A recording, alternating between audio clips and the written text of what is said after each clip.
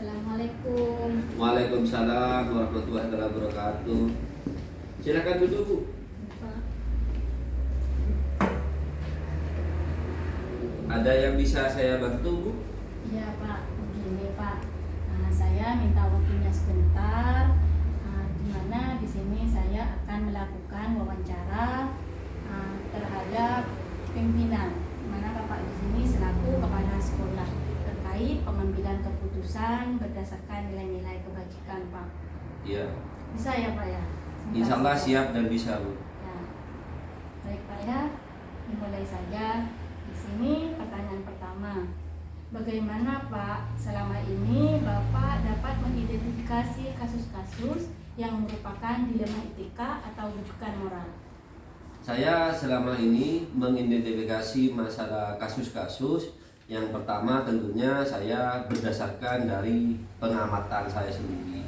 Nomor dua, masukan dari semua warga sekolah, baik guru, komite, pokoknya stakeholder sekolah. Yang ketiga, saya menyampaikan segala informasi yang akurat. Jadi itu cara saya untuk mengidentifikasi kasus-kasus. Jadi tidak hanya saya itu berdiri sendiri. Dari internal saya yaitu pengamatan, terus juga saya melibatkan stakeholder sekolah, masukan-masukan, dan juga dari siapapun saya selalu terbuka untuk mengevaluasi kasus-kasus yang akan terjadi gitu, Bu. Ya, jadi selama ini Bapak mengidentifikasi kasus-kasus yang merupakan dilema etika atau rujukan moral. Di sini salah satunya yang Bapak lakukan melibatkan stakeholder sekolah ya Pak? Ya, betul. Ya. Selanjutnya Pak, bagaimana selama ini Bapak menjalankan pengambilan keputusan di sekolah, terutama untuk kasus-kasus di mana ada dua kepentingan. Kepentingan ini sama-sama benar atau sama-sama mengandung nilai-nilai kebajikan? Saya kalau mengambil keputusan tentunya saya tidak bisa berdiri sendiri. Benar saya selaku kepala sekolah manajerial, tetapi ada baiknya juga, dan apapun keputusan saya itu belum tentu benar bagi dewan guru, bagi stakeholder sekolah. Jadi di saat saya mengambil keputusan, tentunya saya juga melibatkan warga sekolah seperti itu. Dan bagaimana cara saya mengatasinya? Kalau misalkan itu memang sangat urgent, saya libatkan semua stakeholder sekolah dan melibatkan komite juga seperti itu. Tapi kalau misalkan tidak urgent, itu saya bisa selesaikan internal sekolah seperti itu, Bu. Jadi saya lihat konteks permasalahannya dulu seperti itu. Tetapi saya di dalam mengambil keputusan, saya tidak berdiri sendiri seperti itu, Bu. Iya Pak ya. Jadi Bapak di sini dalam mengambil keputusan tidak berdiri sendiri karena belum tentu keputusan yang Bapak ambil itu belum tentu benar ya. Jadi Ya, melibatkan semua semua stakeholder sekolah. Ya. Selanjutnya Pak, apa langkah-langkah atau prosedur seperti apa yang biasa Bapak lakukan selama ini? Langkah yang saya lakukan, Bu, nomor satu, saya musyawarah berembuk bersama warga sekolah.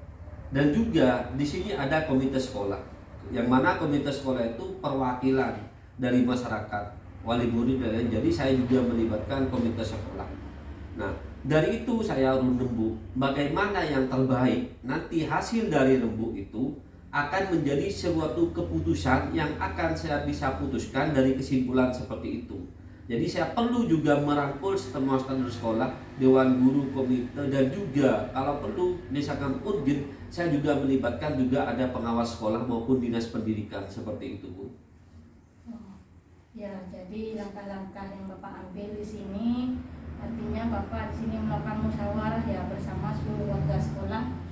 Sekalipun itu sangat urgent, Bapak melibatkan komite dan juga pengawas ya Pak ya. Betul. Ya. Selanjutnya Pak, hal-hal apa saja yang selama ini Bapak lakukan atau Bapak anggap efektif dalam pengambilan keputusan pada kasus-kasus dilema etika? Saya itu yang langkah-langkah yang saya efektif itu yang pertama, Bu, tentunya saya membuat aturan yang jelas yang ada di sekolah ini. Aturan yang jelas itu menjadi rambu-rambu bagi siapapun warga sekolah. agar mereka bisa punya pedoman, inilah aturan sekolah. Yang kedua, dari aturan itu didukung juga dengan adanya program. Jadi disandingkan antara aturan sekolah dengan program, dan juga melibatkan stakeholder sekolah dengan adanya sosialisasi demi untuk meminimalisir terjadinya kasus-kasus. Kenapa? Pendidikan ini adalah menjadi contoh, sekolah menjadi contoh untuk mendidik generasi, untuk mencerdaskan anak bangsa. Jadi langkah-langkah itu ingin meminimalisir. Nomor satu itu yang saya sebutkan tadi itu adalah aturan yang jelas dari sekolah. Yang kedua disandingkan dengan program, dan yang selanjutnya juga melibatkan stakeholder sekolah seperti itu. Ya Pak ya. Jadi di sini hal-hal yang Bapak lakukan di situ membuat aturan yang jelas, aturan sekolah yang jelas disandingkan dengan program-program sekolah Pak. Pertanyaan selanjutnya Pak, hal-hal apa saja yang selama ini merupakan tantangan dalam pengambilan keputusan pada kasus-kasus dilema etika? Yang merupakan tantangan bagi saya adalah kesadaran dari wali murid seperti itu. Kesadaran dari wali murid itu yang menjadi tantangan bagi saya selaku kepala sekolah. Kalau warga sekolah sendiri sudah paham apa yang akan kita perbuat dan apa yang akan kita lakukan, tetapi kesadaran dari orang tua atau wali murid itu yang menjadi tantangan dari saya. Terkadang tidak bisa mengendalikan emosi, terkadang juga tidak bisa diajak secara kekeluargaan. Itu tantangan bagi saya. Tetapi walaupun itu tantangan, itu bagi saya merupakan suatu energi bagi saya, biar saya itu bisa lebih berpikir secara kreatif dan inovatif untuk mengambil keputusan yang paling tepat seperti itu. Ya.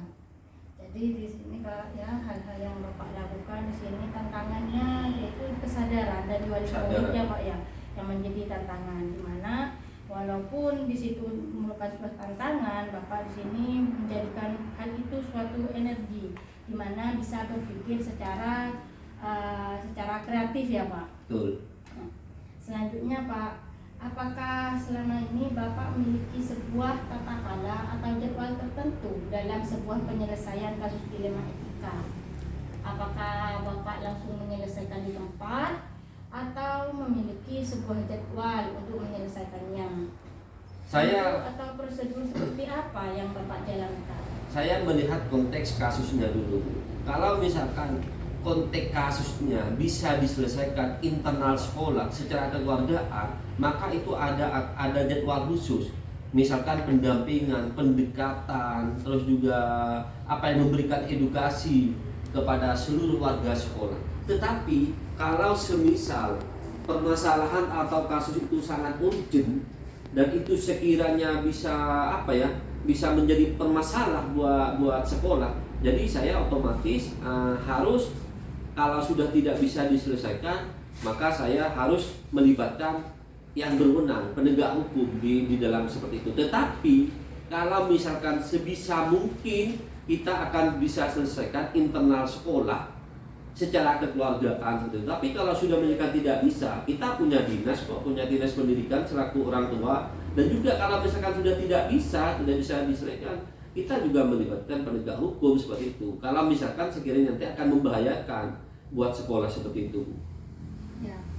Jadi di sini cara penyelesaian Bapak di sini terlebih dahulu melihat konteks permasalahannya. Melihat konteks masalah. Ya, jika tidak bisa diselesaikan dengan secara kekeluargaan, bisa melibatkan hukum ya Pak ya. Penegak hukum ataupun melibatkan dinas pendidikan seperti itu. Ya.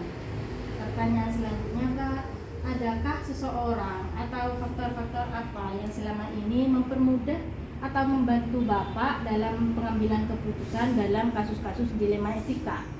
Ya, tentunya yang membantu saya itu masukan, saran dari seluruh stakeholder sekolah. Misalkan masukan dari warga sekolah, guru, misalkan juga dari BK, dan juga dari pengawas, dinas pendidikan, komite, itu bisa membantu. Itu energi bagi saya, Bu. Jadi saya tidak hanya sendiri, dibantu. Jadi dengan ada itu saya bisa terbantukan seperti itu, Bu. Jadi di sini yang membantu Bapak dalam pengambilan keputusan itu masukan atau saran dari guru, baik itu BK ataupun pengawas, serta Dinas Pendidikan, Pak. Untuk pertanyaan selanjutnya, dari semua hal yang telah Bapak sampaikan, pembelajaran apa yang dapat Bapak petik dari pengalaman Bapak di dalam pengambilan keputusan dilema etika? Yang bisa saya petik ya namanya kita itu dinamika di dalam pendidikan, penyelenggaraan pendidikan terutama di sekolah. Ya tentunya saya itu bisa mendapatkan sebuah pengalaman bagaimana cara saya untuk melangkah, untuk mengambil keputusan. Itu merupakan ilmu yang luar biasa dari saya, pengalaman hal seperti itu. Itu yang saya lakukan. Ya, jadi itu yang Bapak lakukan ya. Mungkin demikian Pak ya terkait wawancara pada pagi hari ini. Terima kasih Pak atas waktunya. Terima sudah meluangkan waktu. Saya kembali lagi ya Pak ya ke ruangan saya. Terima kasih Pak. Ya Bu, terima kasih Bu, sama-sama. Assalamualaikum. Waalaikumsalam warahmatullahi wabarakatuh.